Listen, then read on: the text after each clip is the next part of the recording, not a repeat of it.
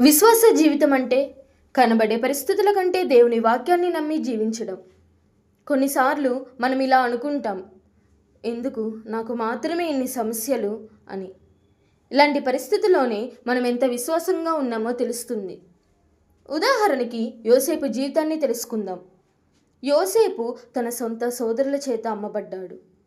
అతను బానిసగా మారాడు. అన్యాయంగా జైలు జీవితాన్ని అనుభవించాడు. పరిస్థితులు పూర్తిగా అతనికి వ్యతిరేకంగా ఉండేవి. అయినా కూడా యోసేపు దేవునిపై తన విశ్వాసాన్ని వదలలేదు. దేవుడు యోసేపునకు సమస్యలను అనుగ్రహించి తన విశ్వాసాన్ని పరీక్షించాడు. తన శూన్య స్థితి నుంచి దేవుడు యోసేపును ఉన్నత స్థితికి హెచ్చించి ఉన్నాడు. నీవు కూడా నీ జీవితంలో కలుగుచున్న సమస్యలను చూచి కృంగిపోతున్నావా? ఆ సమస్యలను చూస్తూ కాకుండా దేవుడు మనకు ఇచ్చిన వాగ్దానములను చేతపట్టుకుని విశ్వాసంతో ప్రార్థించు.